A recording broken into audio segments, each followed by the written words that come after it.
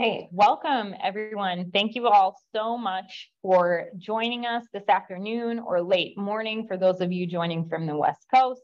My name is Chelsea Lambert. I'm Vice President of Partnerships at Smokeball. And today I am joined by a great friend, amazing colleague, and incredibly experienced consultant in our community, Laura Kennedy, one of the founding partners of Circle Management Group. Circle Management Group is also Smokeball's migration partner. Really, really fantastic to have her with us today. This is the first of a three-part series on financial wellness for law firms. And today the goal is to start with a lot of the basic and foundational elements that will help get your firm from tax time nightmare to feel good financials. Huge thanks to our Smokeball team and for Circle Management Group supporting us as we deliver this series. You're going to walk away with very actionable items. And just also wanted to share that we would love for the series to be interactive. Please do not be afraid to enter your questions into the question area or the chat section. Just to start us off with a statistic, about 60% of the firms that I've personally worked with in my almost 20 years of working with small firms have some type of accounting, bookkeeping, accounts receivable challenge, right? So this series is meant to help you break through those barriers, help you establish strong policies, financial management procedures inside of your firm. And you've got an incredible expert with us in Laura Kennedy to help us navigate those questions today. So Laura, thank you so much for joining us. Really, really appreciate you being here. Thank you for including me in your series, Chelsea. I'm honored to be here. Of course.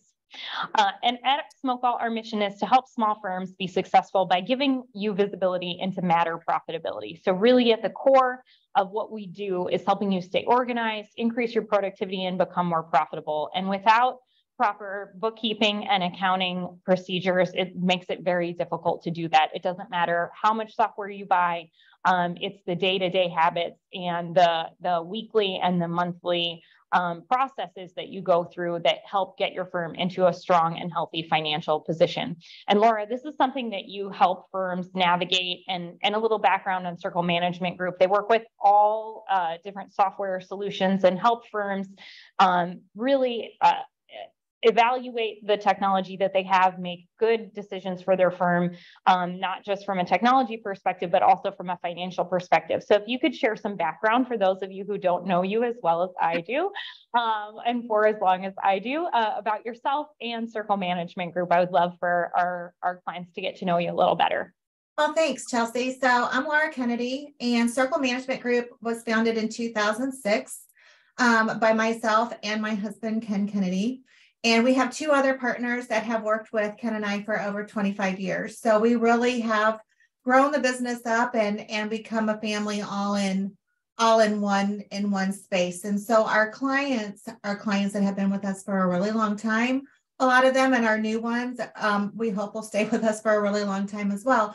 But the reason why is because we are a very client-focused firm. So our client is the most important thing in our business relationship with our vendors.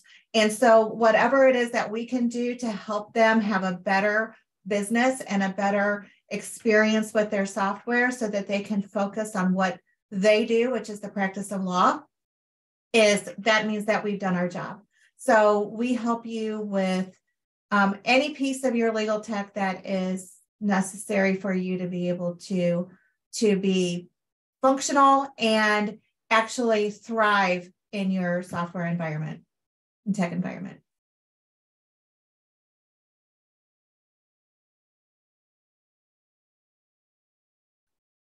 Chelsea, you are on mute. Thank you, Laura. Sorry. And today we're going to focus on 4 key areas. 1, understanding your financial statements. 2, moving into understanding your key performance indicators and those KPIs that you should be tracking on a weekly or a monthly basis. Then creating and tracking financial goals. So after you have those foundational pieces in place, how you set goals and measure against them. And lastly, analyzing financial reports to make more informed decisions. First, we'll begin with habits for a healthy financial foundation. And Laura, I'm going to hand number one over to you. So one of the things that you and I have talked about over the years, Chelsea, and one of the things that we focused in on our clients mutually, and then also as you're, just in general, is that don't spend money on things if your financial house is not in order. That's something that we've said for a really, really long time. So the accurate accounting records is essential. And that means that you know where your accounting data is at all times. If it's in QuickBooks, you as a firm owner have access to those accounting records. And not only do you have access to them, but you're understanding them.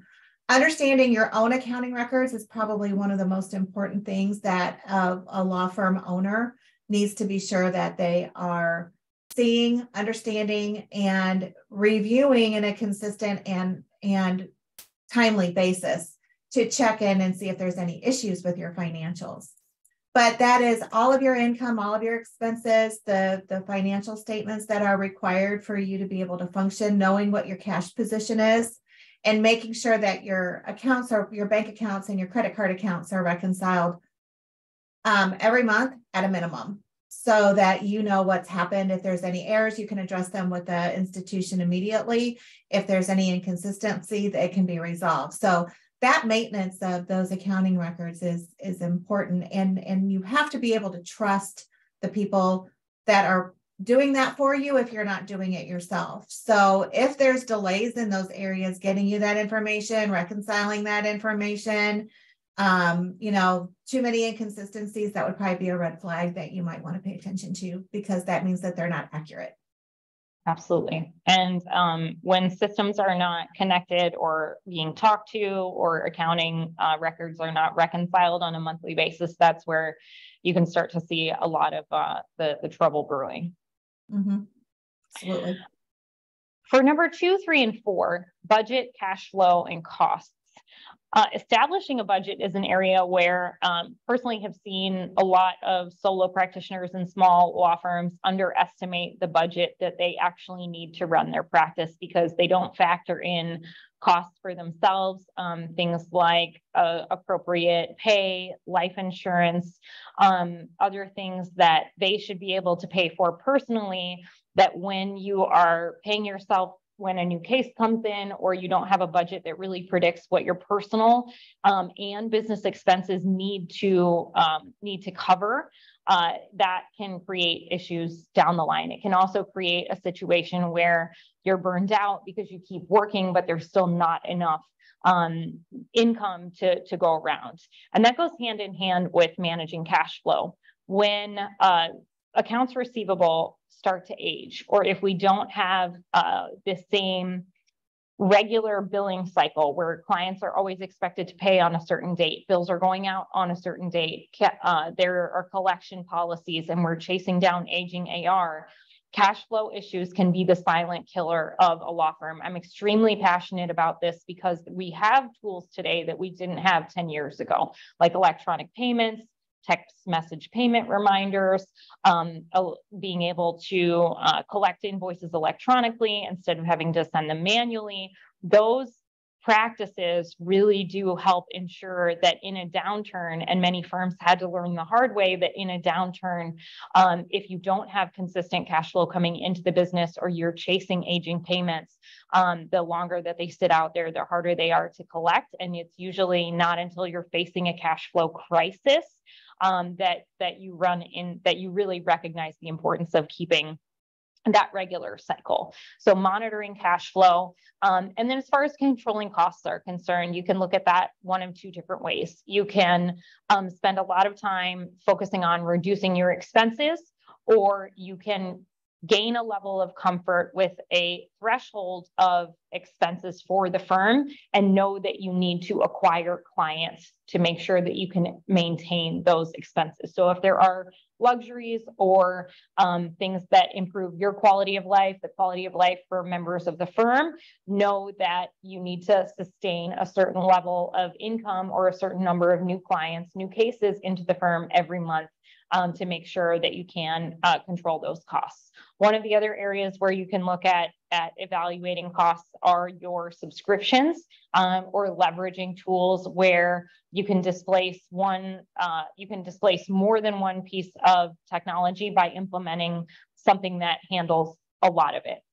So for example, if for Smokeball clients, you can use Smokeball's Communicate as your internal chat tool if you would like to eliminate a chat subscription like Slack or Microsoft Teams or something of that nature. So you can look at what you have purchased that already includes certain things like document management. Do you need a secondary document management solution, or a secondary client portal? There are different ways to evaluate your technology stack as well as other expenses in your firm, especially during COVID. A lot of firms reduced physical office space or physical equipment like a mail room because virtual options became more affordable and available to them. Yeah. And Laura, back to you. All right. So investing in technology. This is probably where I spend a lot of my day talking to clients about the investment of technology. Oftentimes, and way too often, law firms are looking at technology as an expense instead of an investment. And that mindset means that they're spending money. If you see it as an expense, then you feel like it's something that you can cut. It's something that you can trim from your budget. It's something that you can eliminate. And really, technology needs to be viewed as an investment, because if you don't view it as an investment, and then you're running your law office today either below the average law office capabilities, so you're not as growth minded as your competitors, or you're opening yourself up to a lot of issues with cybersecurity. One of the things that's happened now in this situation where we are post-pandemic, and it was happening pre-pandemic, but really the hackers and the cyber thieves are out there, and they have figured out how to get into all of the things that they shouldn't get into. And part of what we have to do as consultants, and part of what you have to do as a firm owner that has data, is to be sure that you close those gaps down. And your technology is your first place that you should be looking at, making sure that you have secured it. So those upgrades, those updates, those annual maintenance plans that people don't want to pay because they're becoming more and more expensive, are the things exactly what you need to be investing in. They're not things where you can short sheet yourself in terms of what it takes to keep your software and your data and your employees and your server safe. We deal at least once a week, talk to a client who has had ransomware come in because they haven't updated their software. They're still running old Windows platforms. They're running older computers. They don't want to update their servers. So technology, software, getting those patches done, running those updates is extremely important. And when you do and have invested in practice management software or document management software, billing software, accounting software, those updates are essential for you to keep your data safe and to also take advantage of those things that are extremely important to you in terms of what you do every day. When I run across a client who's been using a software that's 10 years old, it makes my first thought is, you're running your business on a piece of software that's 10 years old, really, because you haven't updated it. So that's, it's an investment, and it's something that you need to place into your budget. Chelsea, did you want to talk about the pricing strategy? Yes, so we will be delivering a dedicated session, thanks to Laura's help. I believe it is the third in the financial series about developing a pricing strategy and also competitive compensation models. And so one of the things that law firms really struggle with, and something that we'll go into a few of the Smokeball reports that can give you more insight into matter profitability, but there are very few firms, it does not matter size, that can truly tell you that can truly express and show in documentation and in reports how profitable they are by case type, how profitable they are by fee earner. And when you have that type of reporting, it really helps you look at your overall financial picture, right? So looking at the expenses and the income coming into the firm and the number of clients that you need to get every single month, because it's one thing to say, I want to build a $10 million a year law firm. It's another to actually know how you're going to get there. And I think that that's very much the difference between setting a goal and achieving it. Because if you aren't measuring where you need to be on a monthly and a quarterly basis, the years will pass by. And again, a year went by and we didn't hit goal. A year went by and we didn't hit goal. So it's really breaking down your goals and then aligning things like your pricing strategy, your marketing strategy, your budget, investment back into the firm, whether that be technology or people that help you achieve those numbers. It's all of the things, right? It's not just one thing. It's always all of these habits combined. And then back to you, Laura, for monitoring profitability. So one of the things that technology allows us to do today, which is different than what it was in some of our older software packages and our older technology, is that most of the software today will give us real-time dashboards that give us those performance metrics. You can see your income and your expenses on a daily basis by looking at it in graphical view. It can present it to you. You don't have to look at paper reports anymore to figure out, am I making money or am I not making money today? Those types of firm metrics can come into our view and be presented to us as we log into our software. It can either make us really, really happy, or it can give us a little anxiety, depending on where we are in our budget and in our goals for the month or for the year.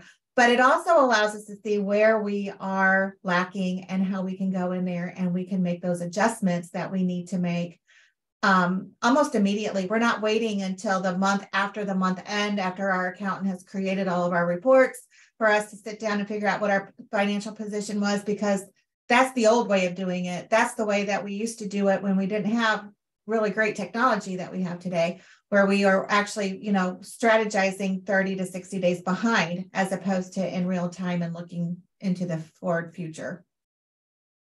Absolutely. And now, perfect segue into financial statements. So Laura's going to walk us through examples, and thank you for providing those to us, Laura, for today's session. We're going to walk through an income statement. This is the statement that summarizes all of the firm's revenue and expenses in a given period, usually a year. But you can look at this on a monthly basis. Next will be the balance sheet. This is a statement that provides a snapshot into the firm's financial position by showing assets, liabilities, and equity. And then last, a cash flow statement. So statement that is tracking the inflow and outflow of cash in the firm's operations, investments, and financial activities. So we'll begin. All right, so this is a simple income statement. This is really pretty standard. This is obviously 2027 hasn't happened yet, so this is obviously not a real firm or real money. But an income statement or a profit and loss statement are the same thing. And what it shows is how much money you brought into the firm and what your expenses were. So your income versus your expenses. And that at bottom line there at the bottom is called net income. And that net income line is very important. You want that to be a positive number. If you're a negative number, then that means that you're spending more than you're bringing in.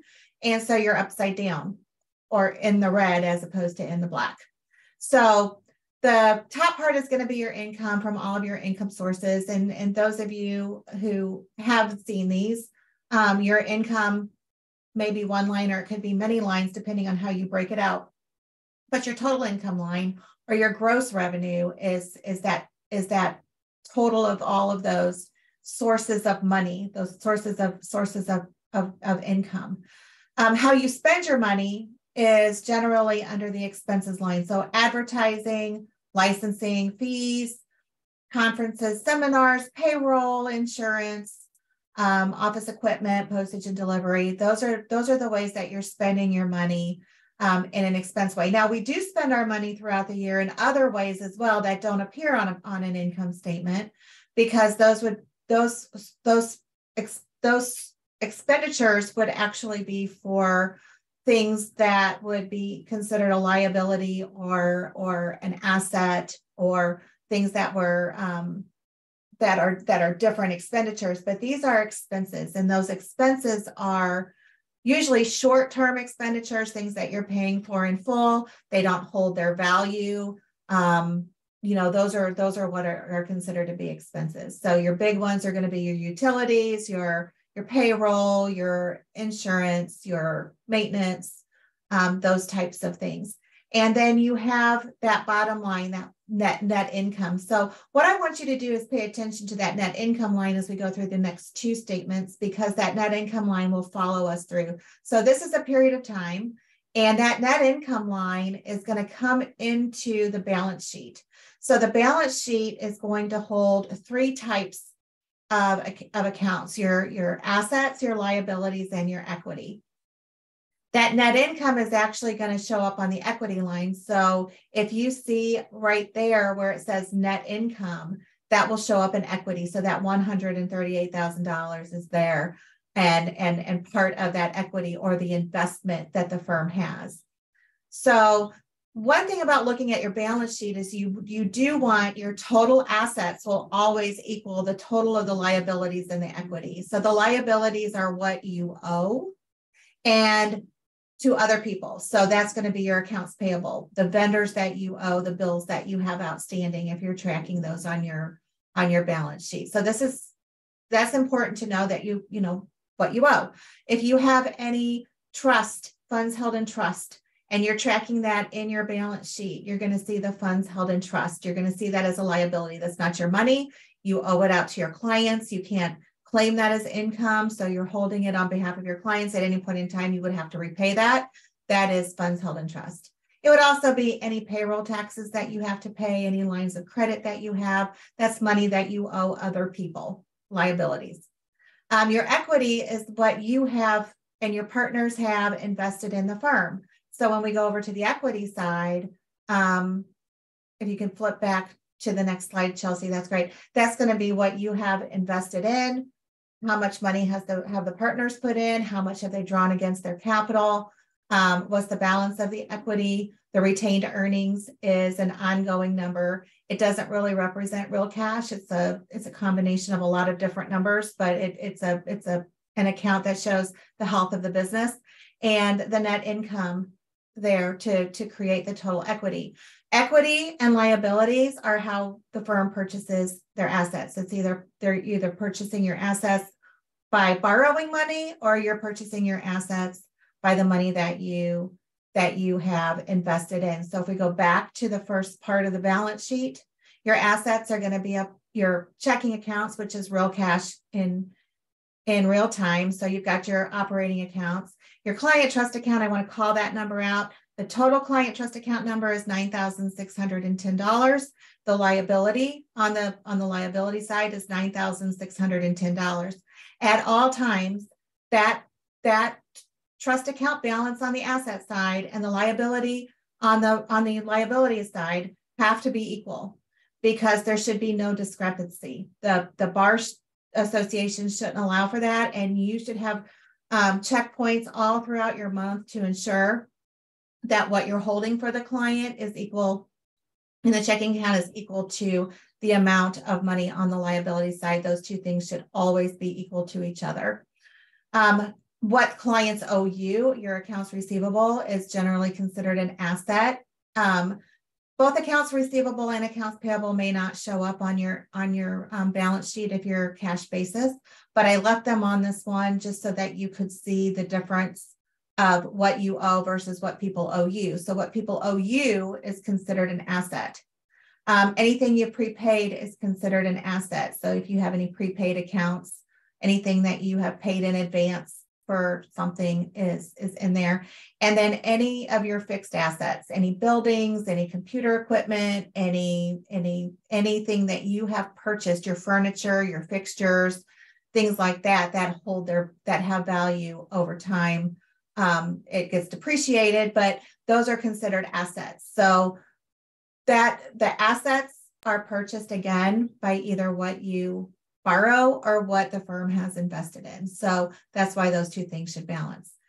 But as we move across then into the final report, which is the cash flow statement, you'll see that the cash flow statement will always start with your net income. So there's that net income number again. That's your current level of quote unquote profit for that time period. So we start off with net income, and then what is going to adjust back to figuring out what your net cash is? Well, we don't have cash yet for accounts receivable. That's collectible. Our prepaid is already cash dispersed, so that's why those are negatives. The payables are going to are things that you haven't yet paid, so that's going to increase your cash position because it's not been there yet. Same thing with the credit cards you haven't yet paid. Your funds held in trust. I left that in here, but that's really not something that law firms generally want to see on their statement of cash flows. But for the purposes of this, it is something that may or may not show up on yours.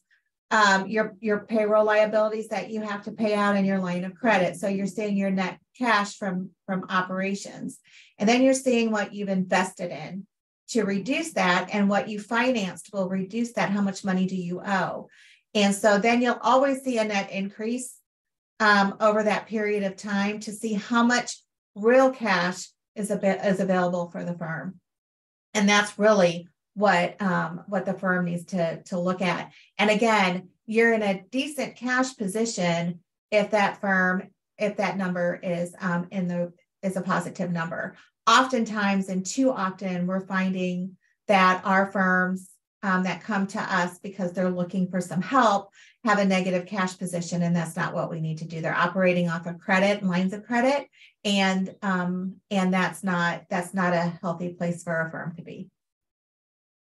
What would you recommend from a cash reserves perspective to feel comfortable? It's great to have a line of credit. We encourage firms, especially that are growing, to have accessibility to cash on demand. But from learning from the pandemic, what do you advise clients on having it as far as reserves are concerned for payroll and other things? So my recommendation, if possible, is to build into ensuring that you have at least 3 payroll cycles in reserve, because you're going to be obligated to have to pay your employees. So if nothing else, you need to make sure that you have at least 3 payroll cycles. So whatever your gross payroll is, that should be the minimum reserve that you have. Thanks, Laura. Mm-hmm. Now moving into identifying your key performance indicators, or KPIs, and healthy organizations or organizations that have aggressive or even moderate goals for growth track KPIs on an ongoing basis. And I did see a question come in. Yes, this webinar is being recorded, so it will be available later or to share with other members of your firm. So identifying those key performance indicators, I will go through Smokeball divides, and we look at management of a practice in breaking it down into 4 different areas. 1, getting the work, which is your marketing, your lead generation, your referral or business development activities. Then doing the work, really the productivity and case delivery, client management piece in the middle. 3rd, bill the work, the invoicing for your services, collecting payments from clients. And then 4th is optimization, which is the reporting that we'll talk about a little bit later. In the get the work section, when we look at marketing, if you are not measuring, and this all ties back to cash flow, it ties back to income. So in order to know how many clients you will need in order to generate X amount of revenue, you will need to know certain things, such as your conversion rate. And that could be different for a referral source. Referrals should always convert at a higher rate than marketing, meeting someone that you don't know on the street compared to someone that has been referred to you. Your cost per lead, and this is actually one that I find is harder for firms to really get to the bottom of, because they don't factor in things like having somebody reach out and contact leads or work a lead that may have come to you from an online source or through paid marketing channels. And then lastly, return on investment. So if you are working with an outside marketing agency or you are working with different marketing sources, you should know what your conversion rate for every source is, the cost per lead for every source, and what that ROI. So by the time they are converted to a client and the profitability on that type of case, what is the return on investment? So if I spend $500 to get a criminal defense client or a personal injury lead, what is the potential ROI on that marketing source, on that case type, on that prospect type?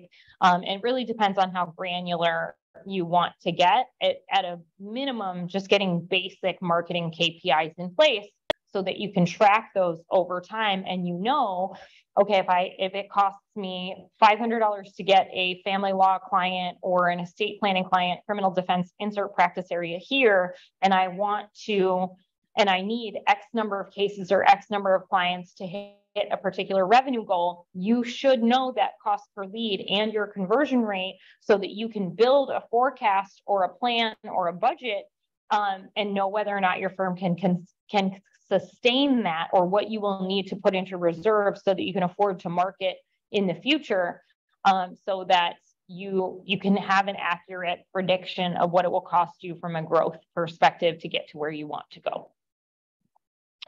Now, when we think about lead generation, this is just an example of all of the different sources. So ideally, you would have KPIs in place associated with supporting your website or driving traffic to your website compared to the business development allocation, which is an expense line item or a category in your accounting software for lunches and coffees or referral source development, things of that nature. And those should also be tracked inside of your software. So it is possible to track marketing sources and leads inside of Smokeball. If you have questions or would like to request training on those areas, please feel free to enter information into the chat, and we will make sure that a trainer or client success and support teams reach out to you. Next is doing the work. And Laura, I'll pass it back over to you. Okay. So utilization rates. Every billing software where timekeepers are tracking their time will produce some level of these utilization reports. And some of the utilization reports are going to have different metrics associated with them, depending on what type of parameters the attorney has to put their hours in. So for some firms, they're going to have minimum billable hours per week. For some attorneys, that might be, 20 hours a week, 30 hours a week. They want 40 billable hours a week. It just depends on how the firm has it structured. Some firms will give attorneys, senior associates or partners, some requirements to do marketing. So it'll go back into that business development. But regardless of how you're having your timekeepers track their time, what you're looking at when you're running out these utilization reports is whether or not your people are doing what you want them to do. And while they're doing that, are they profitable? So not just busy, but profitable. And I was, doing a webinar not too long ago and doing some research for it. And I ran across a statistic that said that for any attorney that is working in some type of hybrid management / product production and whether you're a partner or a solo or one or two attorney firm, average work week for the attorney is 60 hours. And of that 60 hours, 30% of their time is spent doing administration work. So that would mean that you probably don't have a high utilization rate for yourself if your 30% of your time is spent doing admin work. And that 30% could be reduced by things like automation of technology and things like that are, not doing the manual stuff. So the billable hours is what you're looking for when you're dealing with utilization, is how busy and how effective are people, using their time. So you don't want to see a lot of non-billable hours. You want to see a lot of billable hours on their reporting.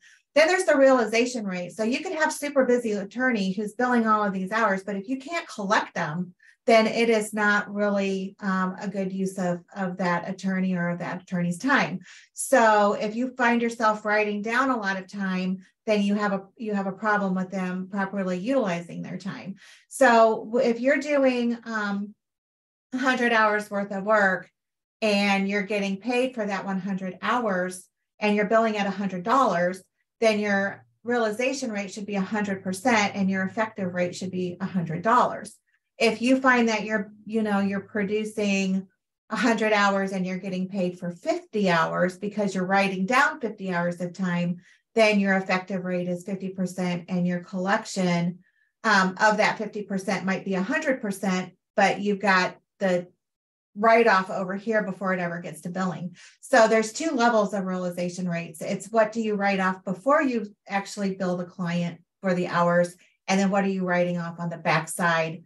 If the client's unhappy with your billing, are you doing a lot of credits? Are you doing that sort of stuff? So those are the types of realization rates that happen on the actual work being done.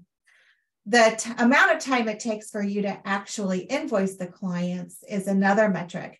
Most firms have goals of getting their bills out within X amount of days at the beginning of the month.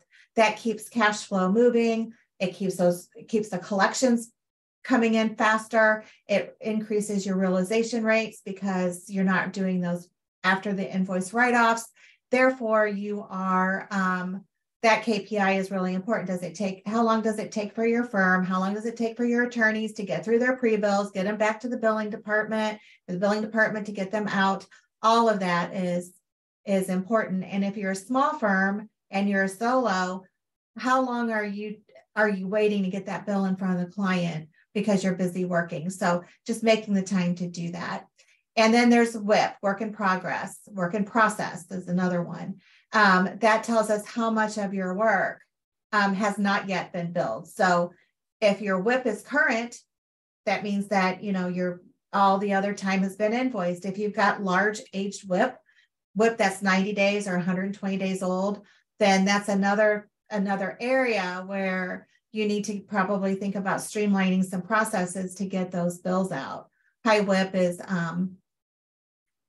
not necessarily a great thing if it's old and aged, and that can cause a lot of problems. So getting that billed out, keeping that going, but also being able to see how effective your attorneys and your staff are being in getting their work done and what the value of their time is also a good metric there. So those are the two big metrics around getting the work billed. And WIP can also, I've also heard the term recently that was called secret AR or silent AR or uninvoiced. So that work in progress, if you are invoicing late, that WIP can also be that silent killer of a law firm's cash flow or budget and can sneak up on you pretty quickly. And as far as optimization is concerned, revenue and profitability tracking is imperative, especially for firms that are billing flat fee. The number of times that, and it really comes down to being able to appropriately pay yourself, pay your staff.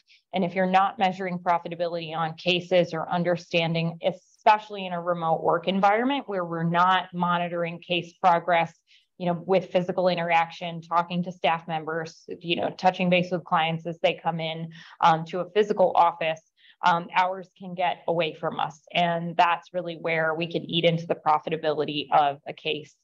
So we're going to move into creating and tracking financial goals. And the three pillars here are, one, to ensure that the goal can be measured, tracked, and reported before committing. And so this is a really fantastic exercise. If you want to set a goal, just navigating on your own and seeing how you can access the numbers that you would track against. Do I have KPI tracking in place? And oftentimes I will see, firms or entrepreneurs, business owners, even members of organizations put these lofty goals out there, but then they realize we don't have infrastructure to track to even know how far we are or to measure progress. So it's a great exercise if you want to put a goal in place, just working backwards and seeing how can I get to the numbers that I would need to review on a weekly basis to see what's missing in your infrastructure to be able to get there. 2, implementing technology to solve for those gaps. So implementing technology or processes to ensure that the right data is being captured or that the data is accurate. Data inaccuracy is very, very common, especially when you are running disparate systems that are not connected. So we preach and we talk all the time about the importance of having integrated payments so that you get that immediate invoice reconciliation. So electronic payments is not just about convenience to your clients, although they do love it and it makes it easier for them to pay you. It helps you get paid faster. There's a variety of benefits that we've talked about on other webinars, but it's also because that instant reconciliation happens. So you can see at any given time all of your outstanding invoices, and you can have a member of your team or yourself, when you have time, to go ahead and proactively follow up with those clients. Again, that aging AR can be the silent killer of a law firm. So making sure that your systems talk to each other, that you're not having to manually reconcile, and that you know where your financial state is at any given time is really important for financial goal tracking. And then 3rd, reviewing progress daily, weekly, or monthly, depending upon the pace at which the KPI can be impacted. So if things like work in progress, and Laura, maybe if you can share just some examples of maybe how frequently firms that you've worked with are meeting to review the WIP report, to review AR, to review budget. What are some of the frequencies that you have seen inside of small firms, like firms of 30 staff and under, or even 5 staff and under? How often are they reviewing those reports? So it depends on their technology, honestly, Chelsea. I think one of the benefits to having a piece of software that will present that information to you means that people can look at that information in real time and see what the state of things are. It makes the meetings then a lot more productive and efficient because people are able to see that information ahead of time before they come into the meeting. So I would say that rather than looking at it weekly and trying to figure out what bills do we pay this week, or do we have enough money for payroll, asking those kinds of questions, you can drop those meetings back a little bit to bi-monthly or monthly, just to be able to just check in and make some more strategic decisions as opposed to, just daily life decisions. And when, small firms have a much tighter budget. And so it's important to make sure that you are touching base with your partners. Yes, agreed. And to give you examples, and for those of you who may be newer Smokeball clients that have not yet completed certain module training, like the reporting tools or firm insights, please feel free to enter your questions in, and we'll make sure that they're routed to a trainer, that we help coordinate additional training for other members of your firm. Also situations where staff changes or bookkeeper changes, we're happy to provide additional training to new employees or to outside support like a bookkeeper or a CPA, so that they can help dig into these reports and digest them and give you action items to help you stay on track. Automated time tracking, one of my personal favorite features and our differentiators here at Smokeball. So this gives you insight into the amount of activity that is being done on every single matter. You can view this firm-wide. You can also view it at a matter level or a client level. And I love this report because it also gives you some other indicators, like how tasked or what is the workload of a paralegal or a legal secretary or an associate in the firm, so that you can actually predict when you will need to hire additional staff. Some really great insights outside of just activity reporting. For flat fee offices or case types, you can also see what is the true profitability of a case, because we are tracking that activity across documents, emails, memos, anything that is touched or done with the matter, including e-filing, will be recorded in the activity tracking. So you can see true matter profitability.